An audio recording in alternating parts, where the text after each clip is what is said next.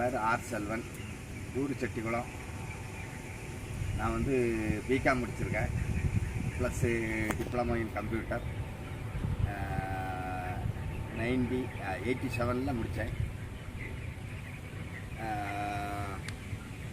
பின்ன வந்து வேலைக்கெல்லாம் ட்ரை பண்ணி வேலை ஒன்றும் செட் ஆகாமல் கேரளத்தில் கொஞ்ச நாள் ஏலக்காய் எஸ்டேட்டில் வந்து கேஷியராகிட்டு வேலை பார்த்தேன். நான் இதுக்கு இடையில் வந்து எம்ஏ பப்ளிக் அட்மினிஸ்ட்ரேஷன் வந்து கரஸ்பாண்டன்ஸில் முடிச்சுட்டு வெளிநாட்டுக்கு போகிறதுக்கு ட்ரை பண்ணிட்டு இருக்கும்போது பாம்பே போனேன். பாம்பே அங்கே போய் அக்பர் ட்ராவல்ஸில் அக்கௌண்டன்ட் வேலை பார்த்து அங்கே அதன் மூலமாட்டு நான் வந்து வெளிநாட்டுக்கு எனக்கு எல்லாம் ஓகே ஆச்சு. 1993 வந்து நான் வெளிநாட்டுக்கு போகிறேன். வெளிநாட்டுக்கு போகும்போது இன்டர்வியூலாம் பாஸ் ஆகி எல்லாம் இது பண்ணி அக்கௌண்டன்ட் அங்கே இது பண்ணேன். அங்கே போய் வேலையில் ஓரளவு செட் ஆகி நல்லா இதாகிட்டு இது பண்ணும்போது கிட்டத்தட்ட ஒரு 23 வருஷம் வெளிநாட்டில் அக்கௌண்டன்ட் வேலையாட்டு இது பண்ணும்போது இனி நமக்கு வெளிநாட்டில் இருந்தாக்கி நம்ம இது பண்ணி இந்தியாவில் வந்து செட்டில் ஆக முடியாதுன்னு இது பண்ணும்போது தான் நமக்கு வந்து விவசாயத்தில் கொஞ்சம் நாட்டம் உண்டு நார்மலாக. அப்போ வந்து விவசாயங்கும்போது ஏன்னா நம்ம வந்து 23 வருஷம் இருந்து வேலை பார்த்தோம். இனி கொஞ்சம் நம்ம வந்து ஆடி எடுத்து வேலை செய்யணும்னு பார்த்தா அதுக்கு ஒரு சூட்டபிள் வந்து விவசாயம்னா எல்லா விவசாயம் நமக்கு ஒத்துக்கிட விவசாயம் இதனாலும் செய்யலான்ட்டு இது பண்ணும்போது தான் நம்ம வந்து இது பண்ணோம். அதில் வந்து கொஞ்சம் பூந்தோட்டம் வாங்கணும், கொஞ்சம் தென்னந்தோப்பு வாங்கணும். அப்படி அதில் வந்து நம்ம வந்து ராதாபுரத்தில் வந்து கொஞ்சம் இடம் வாங்கணும். கிட்டத்தட்ட ஒரு 6.25 ஏக்கர் வாங்கி இது வந்து ஒரு பண்ணைக்கு வந்து சூட்டபிளான இடம், கிழக்கு மேற்கான இடம், நல்ல அழகான இடம்.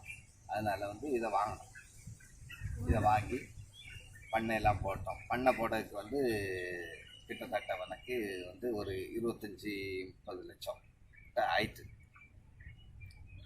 அதனால் பண்ணையும் போட்டோம். பண்ணையெல்லாம் நல்லா இதாக இருக்குது. நல்லா இது பண்ணையை பொறுத்த அளவில் நஷ்டங்கிறது வராது. நீங்கள் என்னென்னு பார்த்தாலும் சரி நஷ்டங்கிறதே வராது. அப்படிப்பட்ட ஒரு தொழில் கோழி பண்ணை வந்து நஷ்டம் வராது. என்ன நம்ம வேலைக்கு வச்சுருக்க ஆளை பொறுத்து தான் நமக்கு வந்து லாபம் வரும். நஷ்டம் வராது, லாபம் வரும். அவங்க கொஞ்சம் நல்ல இன்ட்ரெஸ்டாட்டு நம்ம கூட ஒத்துழைச்சி நல்லா இது பண்ணாக்கி நல்லா வந்து லாபம் வரும். இந்த பண்ணையை பொறுத்த அளவில் நம்ம வந்து சிலவங்க வந்து என்ன உள்ளே போவாங்க, உள்ளே போகாமலே இருக்கலாம். மேக்சிமம் வந்து நிறையவங்க வந்து உள்ளே போக மாட்டாங்க. அது ஒத்துக்கிடாது. ஏன்னா போக மாட்டாங்கன்னா அது அவங்களுக்கு ஒத்துக்கிடாது. உபாதைகள் அதனால் ஏற்படக்கூடிய உபாதைகள் நிறைய இருக்குது. அதனால் வந்து அவங்க உள்ளே போக மாட்டாங்க. அப்படி இப்போ நம்மளை பொறுத்த அளவில் நம்ம வந்து ஒரு 15-20 நாள் வரை நான் வந்து உள்ளே போய் எடுத்து பார்ப்பேன். என்னென்ன செய்யிருக்காங்க, எப்படி என்னென்ன மிஸ்டேக் இருக்குது, என்னென்ன தவறுகள் இருக்குங்கிறத அதை அவங்கக்கிட்ட சொல்லி அவங்க வந்து அதை வந்து ஒத்து நம்ம இது பண்ணிவிடுவாங்க.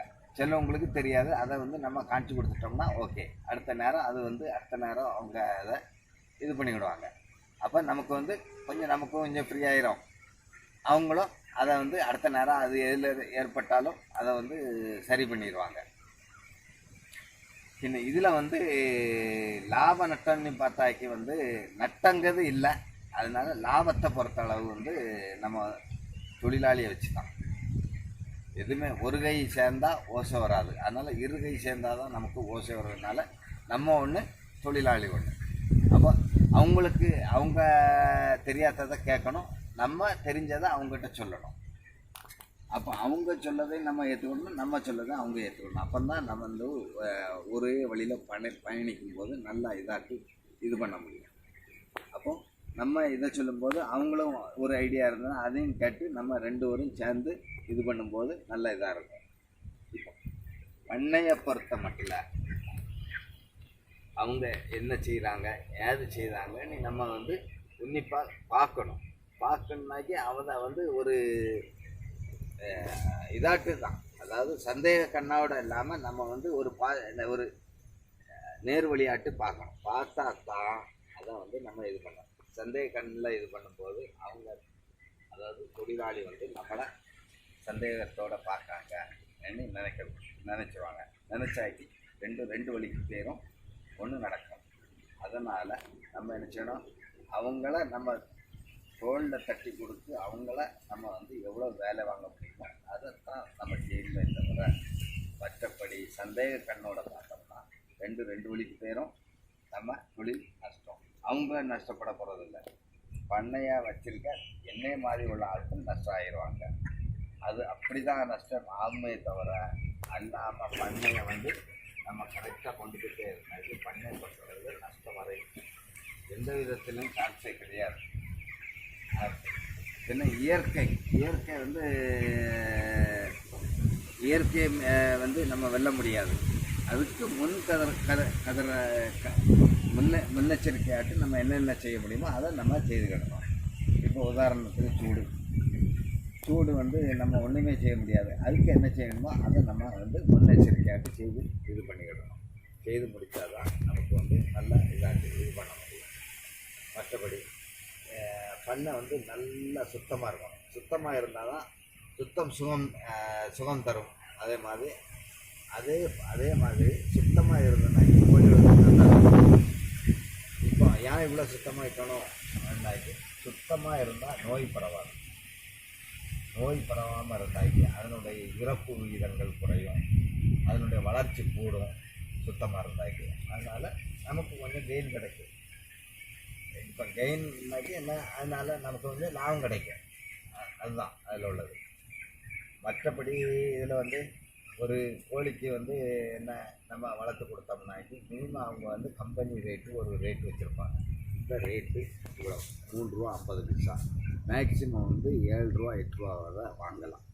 7 ரூபாலாம் வாங்குறது வந்து நல்லா அதாவது அந்த பார்க்குறவங்களும் முதலாளியும் சேர்ந்து இது பண்ணி எவ்வளோ நல்லா இது பண்ணாங்களோ அதுதான் 7 ரூபா. 6 ரூபானாலே ரொம்ப கடினமாட்டு இது பண்ணால் தான் 6 ரூபாலாம் வாங்க முடியும் ஒரு கிலோவுக்கு. அதுதான் இப்போ நம்மெல்லாம் வாங்கியிருக்கோம் 5-6 ரூபா கிட்ட வர வாங்கியிருக்கோம். வந்து நல்ல இது. அது வந்து 6 ரூபாங்கும்போது நமக்கு வந்து கிட்டத்தட்ட அவங்களுக்கும் சம்பளம் எல்லாம் கொடுத்து போக நமக்கு வந்து ஒரு 60,000 ரூபா நமக்கு கிடைக்கும். இது அப்படி இருந்தாக்கி அப்போ அந்த 60,000 ரூபா கிடச்சினாக்கி நமக்கும் கொஞ்சம் நல்லா இருக்கும். நமக்கும் கொஞ்சம் அடுத்த இதுவும் இதோட நல்லா இது பண்ணணும் இது பண்ணணும். பின்ன இயற்கையினுடைய இது விளையாட்டு சில நேரம் சூடு நேரத்துலலாம் நமக்கு நிறையா வந்து மாட்டாளுக்கு செத்து போகும். அந்த நேரம் நம்ம ஒன்றும் செய்ய முடியாது. அப்போ நம்ம என்ன செய்வோம், தொழிலாளியே கொஞ்சம் சத்தப்படும். சரி, அது அவங்களும் புரிஞ்சுக்கிடணும். ஓகே சரி இப்படி நடந்துட்டு அதனால அவங்க சத்தப்படுறாங்க. ஏன்னா அவங்களும் புரிஞ்சுக்கிட்டாக்கி அவங்களும் ஒரு மன செஞ்சலாம் இருக்காது, ஒரு மனக்கசப்பு இருக்காது. அவங்களும் நல்ல இதாட்டி இது பண்ணிக்கிடுவாங்க. இது பின்ன தென்னை மரத்தை பொறுத்த அளவில் நமக்கு வந்து இப்போ இது வந்து எல்லாம் கண்ணு இப்போ அடுத்த வருஷத்துலேருந்து மழை தான். அதான் இயற்கை மிஞ்சினா எதுவுமே கிடையாது. இயற்கை வந்து மழை வந்து நல்லா இருந்தனாக்கி நமக்கெல்லாம் இந்த வருஷமே கிட்டத்தட்ட ஒரு 400 மரங்கிட்ட வெட்டுக்கு வந்திருக்கோம். ஆனால் வந்து மழை போன வருஷம் மழை குறைவு, இந்த வருஷமும் நான் மழையை பார்த்துக்கிட்டு இருக்கோம். மழை விழுந்தா நல்லாயிருக்கும், விழணும் அவ்வளோதான்.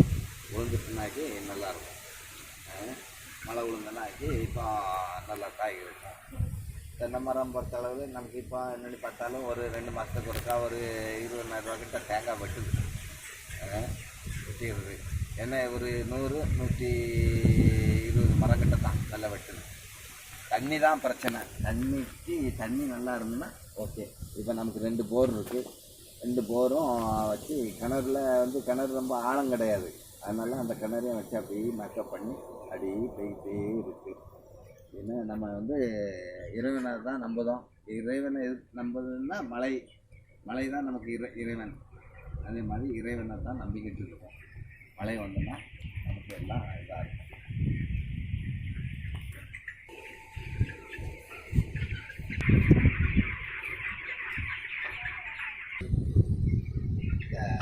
பண்ணையை பொறுத்தளவில் குஞ்சு வர்றதுக்கு நம்ம என்னென்ன இதெல்லாம் பண்ணணும்னு சில இதெல்லாம் விதிமுறைகள் இருக்குது. அதாவது இப்போ அவங்க வந்து பண்ணையெல்லாம் பார்ப்பாங்க.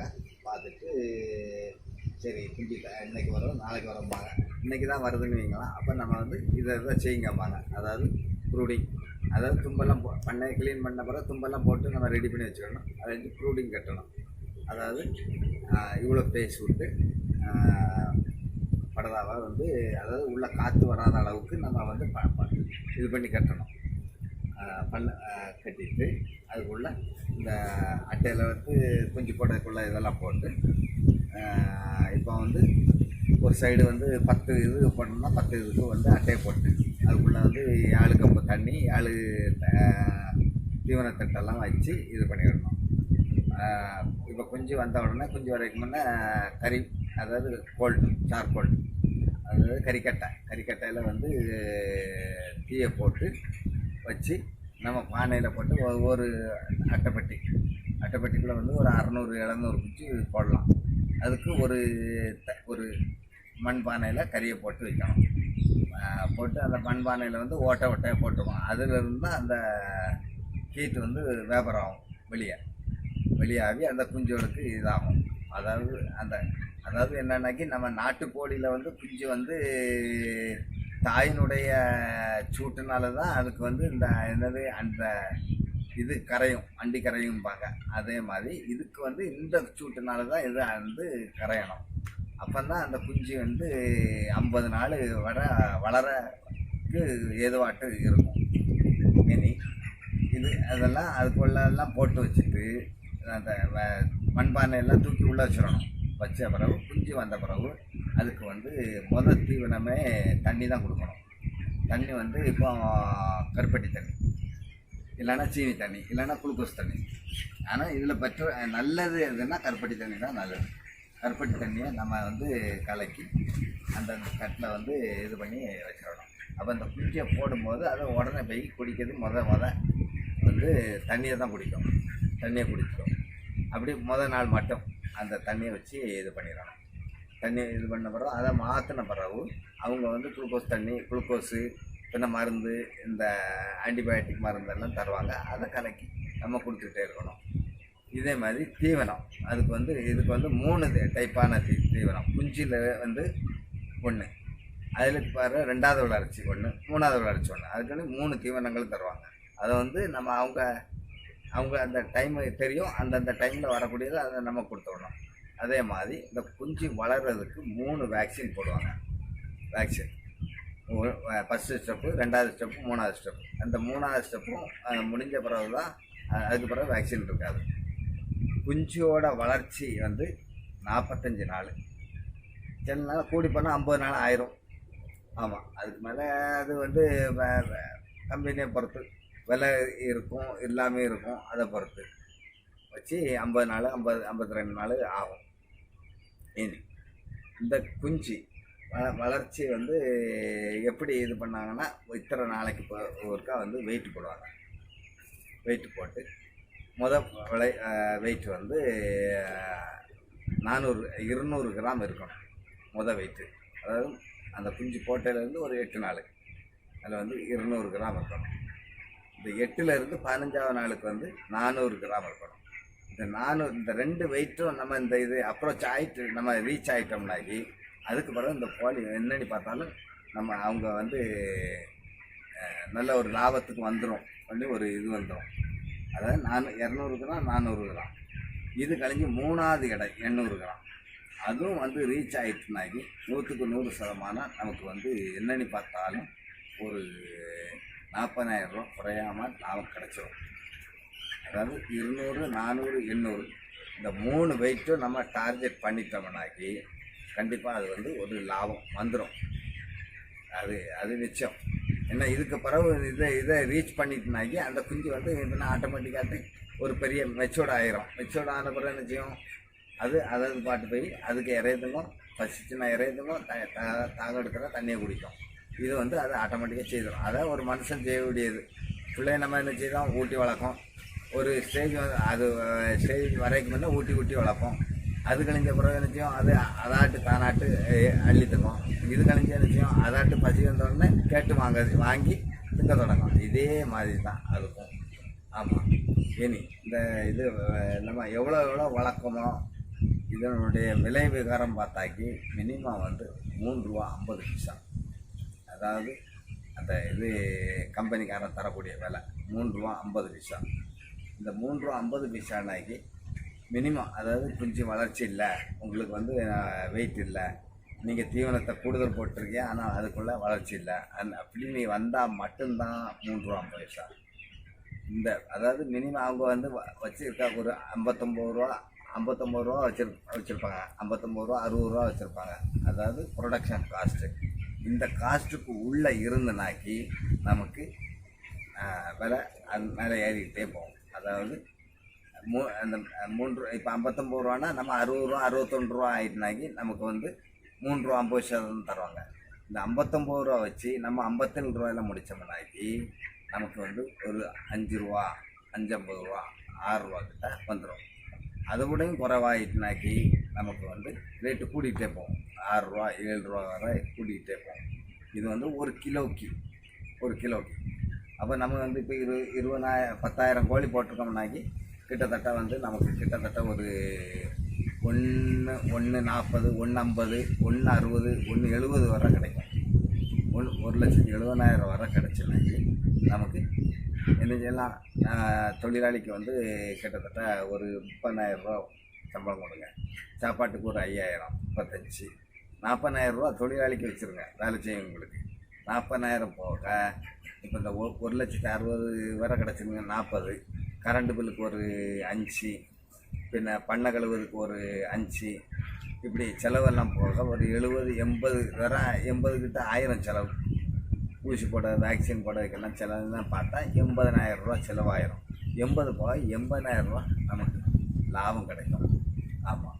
அந்த கோழி பண்ணையை பொறுத்தளவில் நஷ்டங்கிறதே வராது. இது வந்து உண்மை. ஆமாம், நஷ்டம் வரும் எப்போவும். அது வந்து ஏதாவது வேலை தெரியாமல் ஏதாவது ஒன்று நடந்தால் மட்டும்தான் அப்படி இதாகும். இல்லாமல் கோழி பண்ணையை பொறுத்தளவில் நஷ்டம் ஆகிறதுக்கு வழியே கிடையாது.